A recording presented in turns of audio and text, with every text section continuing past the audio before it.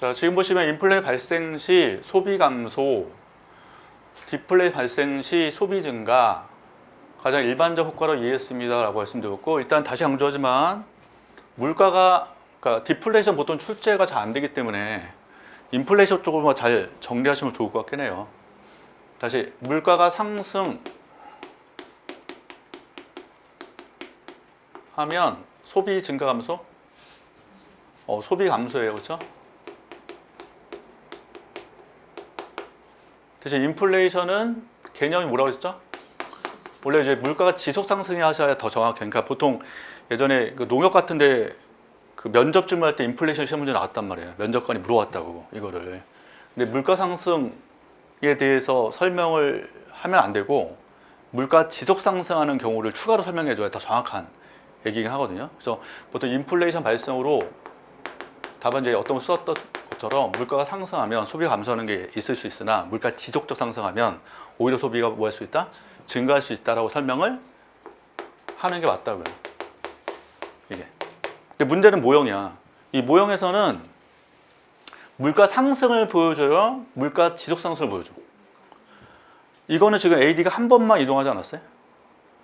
AD 한 번 이동했다는 거는 물가가 올라갔다고 표현된 거고, 이게 물가 상승이지 인플레이션을 설명한 그림이 아니라고 원래는. 근데 설명을 쉽게 하기 위해서 이 그림을 쓴 것뿐이고, 아까 얘기했던 것처럼 이거를 좀 깊은 책들은 파이로 쓴 책도 있다고.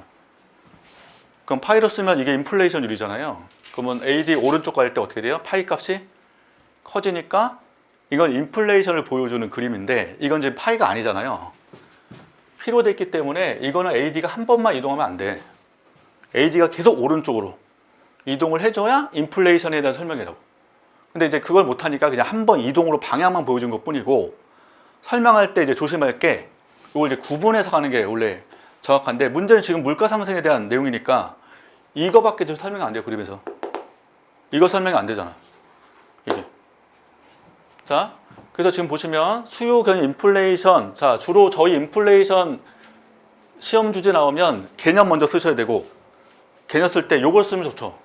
물가 상승과 그 다음에 물가 지속 상승을 나눌 수 있다라고 해서 설명을 쭉 하시면 되고, 두 번째가 인플레 발생 원인 쓸 때 수요 견인하고 비용 인상 쓰시고, 비용 인상의 사례는 코로나 때, 그러니까 대표도 사례이기 때문에 그때는 걸 추가로 써주시면 되고, 주로 수요 견인이 많다고 이게 보면. 자, 그래서 수요 견인 인플레이션으로 소비 감소가 발생하는 것을 AS, AD 모형으로 설명해 주셨다라고 했고, 지금 AD가 오른쪽 이렇게 이동했을 때 원래 균형이 어디 가요? A에서 B로 가는 거잖아요. 근데 이제 제가 수업할 때는 이동하는 과정에 대한 그 루틴을 설명하기 때문에 일로 갔다가 일로 간다라고 좀 자세하게 설명한 거고, 요거 설명을 주로 쓰는 게 저번에 했던 구축효과야. 구축효과는 반드시 이렇게 설명해 줘야 돼. 근데 인플레이션은 굳이 이렇게 화살표가 한 번 갔다 두 번 갔다 할 필요 없다고. 단순 균형이 A에서 B로 간다 해서 끝나시면 돼. 왜냐면 뭐 이게 이동하는 과정에 대한 설명이 굉장히 중요한 게 아니기 때문에. 구축효과는 워낙 중요하지만. 그래서 지금 요거에 대한 설명을 지금 해주신 것 같고, 소비 감소가 뭐예요? 일로 가는 거죠. 요 그림에서. 자, 설명해 주셔서 이해가 안 되는 부분이 있습니다. 아래 모형처럼 수요의 인플레이션 AD 곡선 우측으로 이동하면 균형점 Y에서 Y 재료 Y1으로 이동합니다. 저 일로 간다는 거죠. 이렇게. 자, 그렇다면 이 경우 소비와 투자는 절대적 감소하는 것이 아니라 증가폭이 축소되는 거 보이는데 왜 최종 효과를 소비 감소라고 표현하는지 설명을 듣고 싶습니다. 이렇게 물어보셨어요. 그럼 AD가 오른쪽 이동할 때 이동 요인이 많지 않아요?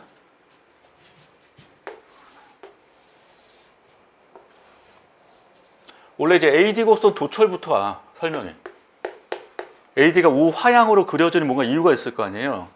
그럼 이게 물가와 총수의 관계야. 물가 총수요. 그래서 물가가 내려가면 지금 P라는 게 내려가면 AD 총수요가 뭐하기 때문에 증가하기 때문에 우하향으로 그려진다고 먼저 스타트를 해요. 그럼 총수 결정률이 있잖아요. 수요 쪽이니까 소비, 투자, 정부 지출, 순수출 이게 있단 말이에요. 그래서 물가가 내려갈 때 소비가 뭐하고 증가하고 투자가 증가하고 요것 때문에 AD 우하향으로 이렇게 그려진단 말이에요. 이렇게. 자, 그래놓고 이제 AS 우상향으로 그렸어요. 그럼 여기서 만약에 순수출이 증가한다 해봐. 수출 증가. 그럼 AD가 어떻게 돼요? 오른쪽으로 이동하죠. 그러면 지금 여기 A에서 이렇게 이동한 게 뭐 때문에 발생한 거야? 수출 증가 아니야? 이거? 순수출 증가로 발생한 거 아니에요? 그래서 오른쪽 순수 증가로 Y가 Y0에서 어디까지? Y1까지 증가한 거 맞죠? 근데 물가는 이제 어떻게 돼요? 서서히 오르기 시작하잖아. 그럼 물가는 어떻게 되고? P0에서 P1으로 상승하겠죠. 그럼 물가 오르가면 소비는 줄 거 아니야. 소비는 뭐하고?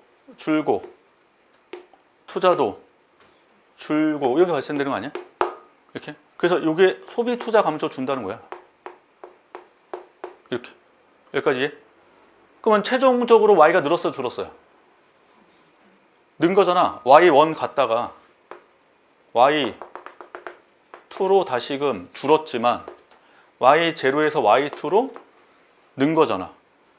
그럼 Y0에서 Y2까지 증가한 건 뭐 때문에 증가한 거야? 둘 중에. 순수출 증가 때문에.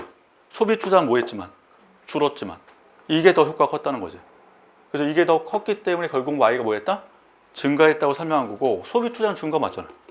네. 이렇게 설명할 수 있다는 거야. 근데 이게 논술을 되게 쓸 필요 없다고. 이건 너무 자세한 설명이잖아. 그래서 여러분들은 인플레이션 발생했다면 그냥 AD가 오른쪽 이동했다 해서 균형 A에서 일로 가고 우리나라 물가가 어떻게 되고? 상승, GDP가 증가. 대신 인플레이션 AD가 한 번 이동하는 게 아니라 계속 오른쪽으로 이동하는 효과를 나타내고 이로 인한 효과를 더 자세하게 설명해 주시면 되고 그게 오히려 부작용이 클 수가 있다는 거죠. 그래서 단순히 여기서 이게 한 번 이동하는 건 좋아요, 나빠요? 나빠요? 좋죠. GDP도 증가하지만 물가 올라가는 거는 나쁜 게 절대 아니야. 인플레이션율이 몇 % 정도면 적당하다고 해요? 2에서 3% 정도 적당하다는 얘기 한다고. 그래서 인플레이션율이 0%가 좋은 게 아니라 2, 3% 정도 나오는 게 적당하기 때문에 물가 오르는 게 절대 나쁜 게 아니라니까. 물가도 적정하게 올라가고 GDP 적정이 올라가면 좋은데 문제는 물가가 급속하게 많이 올라갈 때가 문제가 발생한다고. 그래서 보통 언제부터 문제가 발생한다고 하면 10%가 넘어가면 문제가 발생한다. 이게. 그래서 2, 3%는 절대 나쁜 게 아니다. 네. 네. 인플레이션 효과로 소비 감소라고 이야기하고 이게 장기적으로 갔을 때나 약간 기대 인플레이션 개념이 꼈을 때 기대 인플레이션도 쓸 수 있겠죠. 인플레이션도 기대 인플레이션 발생되니까. 그래서 소비 증가와 문제는 또 AS가 문제일 거 아니에요. 예, 그렇죠. 그렇게. 예, 그렇게 연결해서 가시면 될 것 같아요.